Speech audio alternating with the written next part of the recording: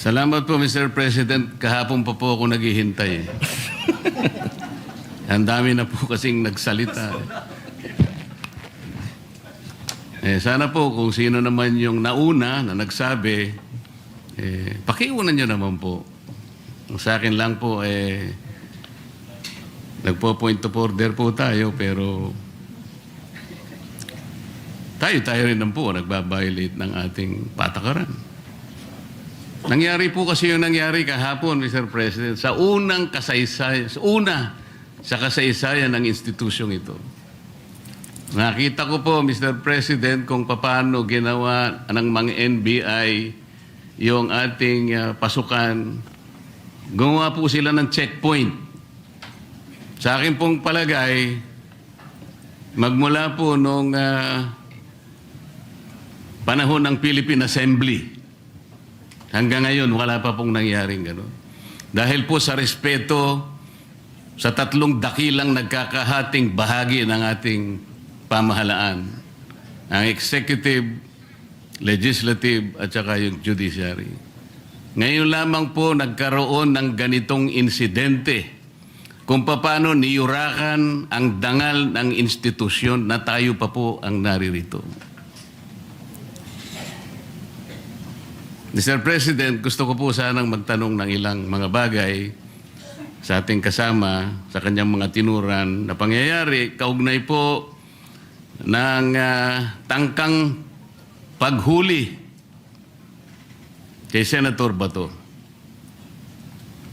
Yun ang Pangulo, mas maganda pong makatanggap tayo ng mga katanungan sa ating kasamang kahapon pa nag-aantay. Yes. Salamat po, Mr. President. Please proceed unless you want to postpone that till tomorrow. Mr. President, Your Honor, kanina po ay marami rin pong gustong magtanong sa akin ng mga miyembro ng press. Bagamat tinangka ko po na wag munang umarap sa kanila dahil minsan po, imbes na makapag-clarify ka, lalo pong dumadami po ang mga issues. Kaya ako na pong nagpilit na parang iniiwasan ko na po. Kaya lang, hindi mo po maiwasan. Sa dami po nila, talagang hahabulin ka po eh. Ang una po nilang tanong sa akin, Sir, ipa-aresto niyo po ba si Senator Bato? So, sagot ko po, Mr. President, tanong din. Ikaw, kayo, gusto niyo ipa-aresto? Ang sagot sa akin, hindi po, kayong tinatanong namin kasi kayo po ang nandito. Eh. Hindi, tinatanong ka rin kita kasi Pilipino ka.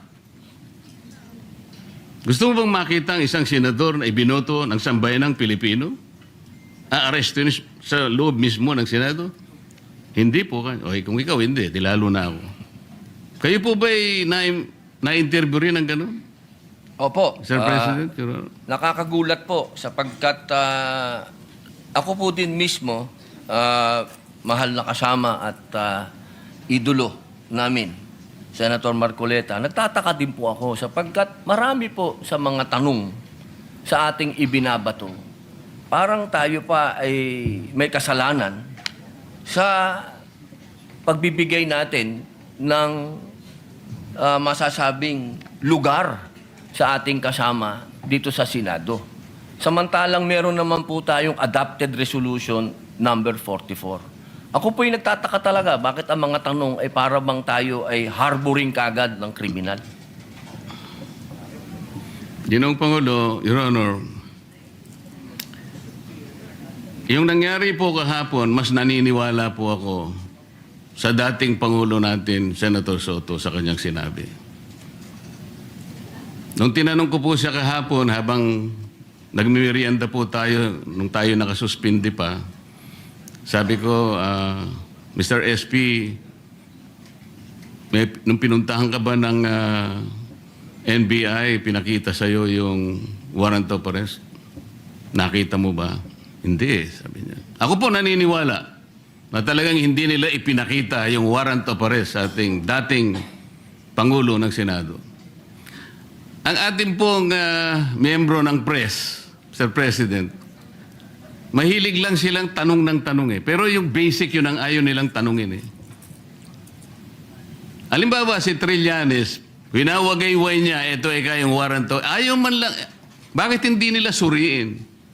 Pwede po bang makakuha ng kopya niyan? Kasi po kahapon, Sir President, Your Honor, nung makausap natin ng NBI Director, pwede mo ba kaming bigyan ng kopya ng warrant of arrest? Pwede mo rin ba kaming bigyan ng communication between the ICC and the Interpol? Sapagkat ang Interpol, ang karaniwang ginagamit po nila para i-execute yung warrant ng kanilang inisyu. Yan namang Interpol, gagamitin po niya yung counterpart dito sa ating bansa, ito po yung PCTC. So sabi ko, bigyan mo rin kami ng communication mula sa Interpol papunta sa PCTC. At mula sa PCTC, meron silang sulat din sa inyo at kayo nga ang dineputize para iserve yung warrant of arrest kay Senator Bato. Maliwanag po yung sagot niya, Mr. President, Your Honor. Opo.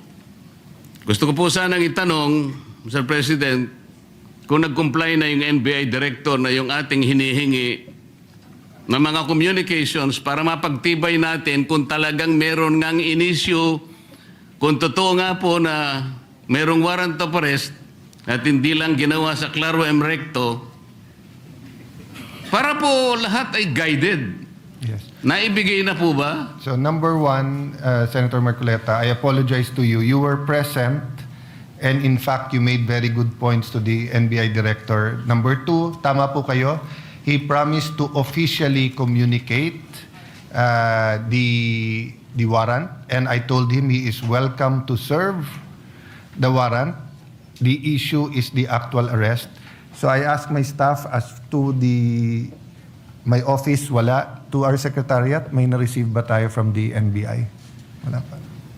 So, Yeah, wala pa. Mr. President, Your Honor, doon lamang po sa simpleng requirement natin, dahil nung gabing yun, ang sabi niya, hindi lang niya dala, nasa sasakyan niya. So, hindi na natin siya pinilit, dahil yung sasakyan niya nasa labas. Pero, Mr. President, Your Honor, alas 5 na po eh. Yung po bang mga requirements na yun, simpleng-simple po para matukoy lang natin kung talagang merong warrant of arrest. Bakit hindi po hanggang ngayon ay naibibigay ng NBI na sila pala, allegedly, ang dineputize ng kung sino-sino na iserve ang warrant of arrest sa ating kasama? Bakit po? O baka nga po wala eh. Ito yung pinaka-problema. Ang dami pong kumakalat na issue sa labas, tinatago raw natin, meron pa pong nagsabi, kung sino-sino, na yung pagkup-kup daw po natin, yung ginamit natin, yung inadapt nating resolution number 44, sabi ni Trillanes, obstruction of justice. Yan po yung mga pinagsasasabi nila. Your Honor, alam niyo po ba yung statement ng Permanent Mission of the Republic of the Philippines sa United Nations noong 79 session of the UN General Assembly? Ba, napakaganda po yan. Mas maganda po, basahin niyo po sa amin. Kasi hindi mo pa alam, di ba? Opo. Salamat po, Mr. President. Ito po kasi may kaugnayan sa pinag-uusapan natin eh. Ito pong 79 session of the UN General Assembly ay may kinalaman po sa pagde-define ng scope and application of the principle of universal jurisdiction. Ito po yung naganap, Mr. President, on October 16, 2024. Kasi po, bilang tayo po ay permanent member ng United Nations, tinanong po nila yung ating posisyon. Paano ang pagkakaintindi mo sa principle kanya and application of universal jurisdiction? Ang sabi po ng Pilipinas, Mr. President, Your Honor, kami po sabi niya the general rule is that jurisdiction is territorial.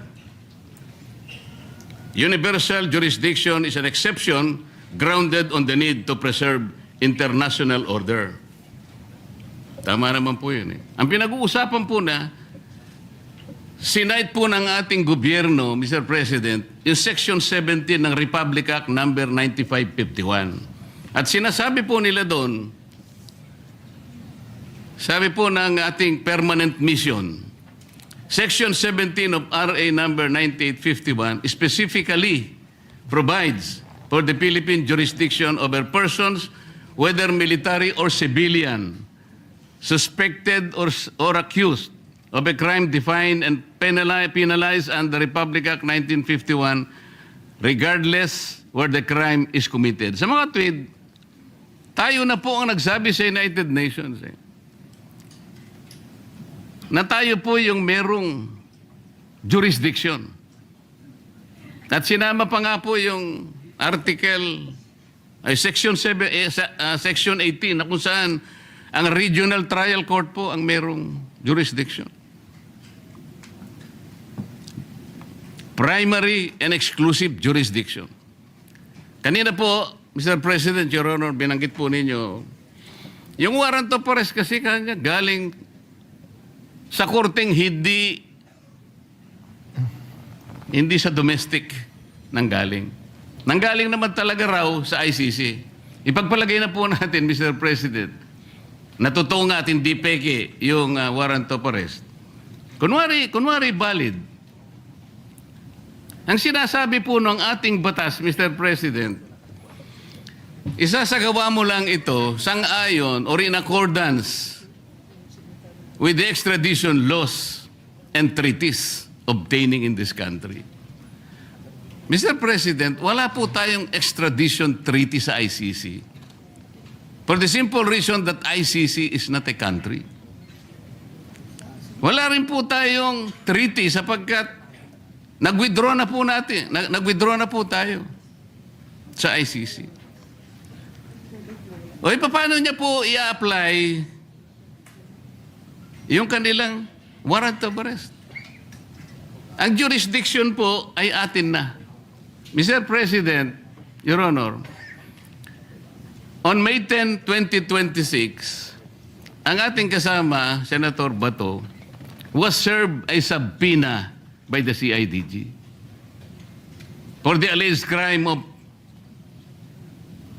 EJK. Ano po ibig sabihin nun, Mr. President? Yung pag-serve po ng subpoena, na-operationalize na po, active na po yung kaso kahit nasa investigative and prosecutorial stage pa lang. Ibig sabihin, our National Prosecution Service is already actively on the case. Paano po papasok ang ICC? The core function of the ICC, Mr. President, is under the principle of complementarity. Ibig sabihin, kung meron pong local court na gumagawa na po ng kanilang tungkulin, wala na pong pakialam ang ICC. Nang nangyari po, aktibo na pong pinupurso ang kaso, allegedly, EJK sa ating kasamahan. Papasok pa uli ang ICC. Sarili po ba nilang prinsipyo ay kanilang babaliwalain? Papayag ka pa doon, Mr. President, Your Honor? Ay, hindi po tayo dapat pumayag. At katunayan nga po, katulad po ng sinasabi ng ating ibang kasama na ito daw ating pinag-uusapan ay wala daw itong kwenta. Napaka-imposible po nun. Sapagkat itong ating pinag-uusapan, katulad po ng sinasabi ninyo, soberenya ito ng Pilipinas. Kung sa paniwala po nila, ay hindi. Pero sa paniwala po natin, sayang yung bandila na yan. Kung tayo po ay magpapasakop sa isang korte lamang na hindi naman isang bansa at uutusan tayo na isuko ang isang senador sa kanila. Salamat po sa inyong sagot, Mr. President, Your Honor. At nung tinangka po nila na mag-serve daw ng di umano ay warrant of arrest, Mr. President, bakit po ang nagsisilbing process server ay si Antonio Trillanes? Sheriff po siya ngayon yata ng ICC. Meron po ba kayong impormasyon na si po ay naglilingkod na sa ICC o sa Interpol, Mr. President, Your Honor? Eh, siguro po, action speaks louder. May dala po siyang warrant to sheriff. Kung totoo na meron siyang dalang warrant. Yun po. Opo, pag napatunayan po na yun ay warrant of arrest, sheriff na po siya. Kailangan pong malaman natin kung siya ay process server, sheriff, o deputized officer ng ICC o ng Interpol. At kailangan tawagin din po natin, Mr. President, ang representasyon ng Philippine Center for Transnational Crime sapagkat sila po yung counterpart ng Interpol. Pagka po binaypass nila yung opisina na yun, maliwanag na maliwanag po, peke po yung warrant of arrest, Mr. President. At peke din po yung nagseserve ng warrant of arrest. Naniniwala po ba kayo? Hanggat hindi po natin nakikita ang kopya na yan, lumalabas po na peki yan. Mr. President, Your Honor, alam niyo po ba yung bilateral immunity agreement sa pagitan ng United States of America at ng ating bansa? Alam ko po yan, nasa Quran po yan. Nasaan po? Nasa Quran po. Ang binabanggit ko po ay ang nasa paragraph 2 ng bilateral immunity agreement. Kaya ako po sinabi nasa Quran dahil ang sabi po sa Quran, kapag yung bagay na hindi mo alam, itanong mo sa nakakaalam. Pakisabi po. Opo. Hindi po, tinatanong ko lang naman po kung alam ninyo kasi kung alam na ninyo, hindi na po ako magtatanong. Di po, kaya ipaalam nyo na po sa amin. Ayan. Mr. President, ito pong sinasabi kong ito, may kinalaman na naman po kasi. Malaking kinalaman sa ating pinag-uusapan ngayon. Dito po kasi sa paragraph 2 nitong bilateral immunity agreement na ito na ginawa noong May 13, 2003, minsan po itawagin ito na non-surrender agreement. Sinasabi po rito na ang isang citizen ng isang partido, ibig sabihin ng Amerika, na nandito sa ating bansa, ay hindi mo pwedeng isurrender o i-transfer by means sa isang international tribunal for any purpose unless such tribunal has been established by the United Nations Security Council. Ano po ang ibig sabihin nun, Mr. President, Your Honor? Yung ICC po kasi, hindi po established international tribunal ng UN Security Council. Kaya nga po, kung mapapansin nyo, Mr. President, Your Honor, ang Amerika at saka ang Russia, hindi partido ng ICC. Wala silang, ayaw nila yan. Kinamumuhian nila yan. Dito po sa agreement na ito, tayo po, ang bansa natin, may katungkulan na hindi niya isusurrender ang isang Amerikano. Militar man yan, civilian, o nang walang consent. Yung Amerika. Ano po yung ironical implication nito, Mr. President? Tayo po pumayag sa pagitan ng kasunduang ito na ipagmamalasakit natin ang isang Amerikano na nandito sa ating bansa, hindi siya pwedeng i-transfer o surrender sa ICC sapagkat yan ay hindi recognized ng UN Security Council. Pero tayo, senador,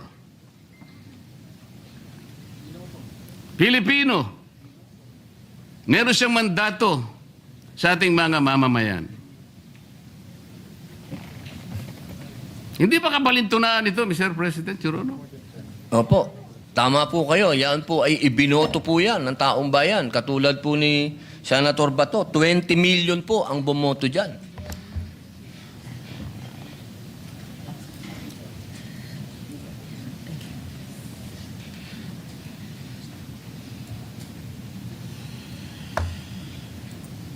Kaya ko lang po tinatanong, Mr. President, hindi ko po lubos na maisip, tayo pala kaya nating ipagtanggol ang hindi isang Pilipino, kahit hindi Pilipino, dahil lamang nakipagkasunduan tayo. Pero sarili nating kapwa Pilipino, may mandato sapagkat nagsisilbing senador ng ating bansa. Hindi natin kayang ipagtanggol. Ito po yung irony na napakahirap siguro natanggapin ng bawat isang Pilipino. Tama po kayo eh.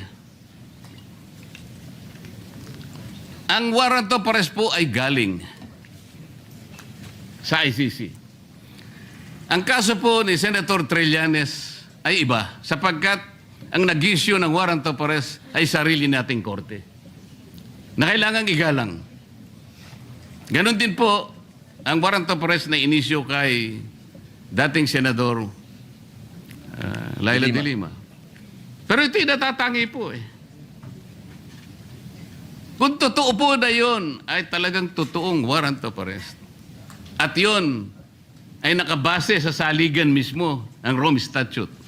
Bakit hindi muna nila unang basahin, Mr. President, yung Article 59 ng Rome Statute, na kung saan sinasabi ron, yung aarestuhin mong tao, kailangan madaliin mong ilagak sa isang competent judicial authority ng custodial state. Ano ang custodial state? Yung ating bansa.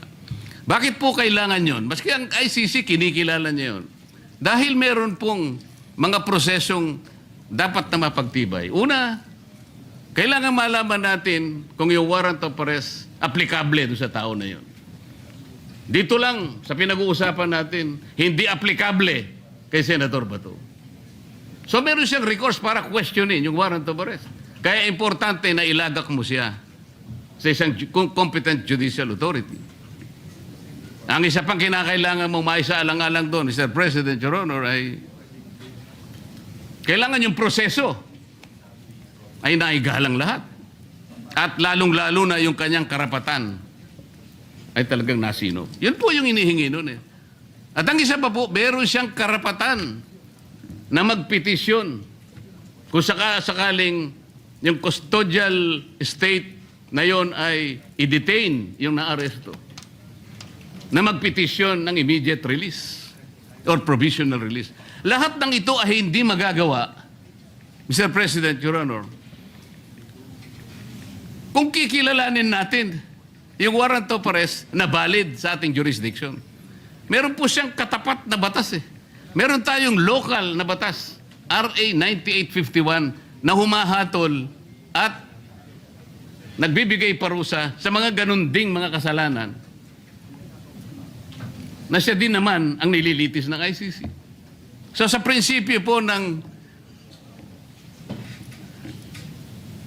complementarity, Mr. President, maliwanag na maliwanag po na nasa jurisdiction na po ng ating lokal na mga hukuman ang pag-aasunto kung meron ng basihan sa ating kasama. Hindi na dapat kilalanin yung ICC sapagkat ang batayan lang nila ay yung tinatawag na principle of complementarity. Malinaw po na nangunguna po, may primary po jurisdiction ang ating lokal na korte. Exclusive and primary jurisdiction, yun po importante. Ngayon, yung pong mga nagkukunwa na process server, nagkukunwa na sheriff, nagkukunwa kung ano man sila ng ICC, kung bayaran sila o hindi, dapat po tingnan muna nila lahat yung mga bagay na pinag-uusapan natin. Bago nila puntahan ang isang institution katulad nito, nahahabulin pa yung isa sa atin. Ang pangyayari po kahapon, uulitin po natin, Mr. President, kailanman po ay hindi nangyari sa kasaysayan ng institusyong ito. Tinanong ko pa nga po kahapon sa ating director ng NBI dahil pinipilit niya. Kaya po nung papunta na, kung makakapasok po si Senator Bato sa session hall, ay wag nyo na siyang tutugisin. Para bang ang parte lamang ng Senado, Mr. President, ay itong session hall. So, nung tinanong ko, bakit po yung parking area namin na kung saan nagsimula ang habulan at saka yung mga hagdanan na hindi ba parte ng institusyong ito? Sir, sabi niya, hindi naman po kami magiging ganito kung hindi po kami nakipag-coordinate. Hindi po ako naniniwalang nakipag-coordinate sila ng totohanan. Mr. President, mas naniniwala po ako sa ating former president na hindi niya papayagan kung alam lamang niya ang kanilang balak na pagdakip at pamamaraan ng pag-iinsulto sa bulwagang ito, Mr. President. Maraming salamat po, Your Honor. Maraming salamat po. Mr. President. Madam President? Madam President? Opo. Senator Padilla, please proceed. Yes. Opo. Meron lang po akong mga konting katanungan sa inyo.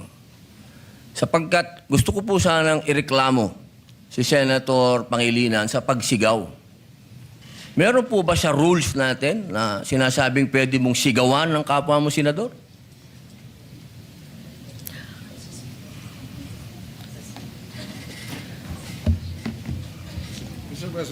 Narinig ko yung malakas na boses ni Senator Kiko Pangilinan.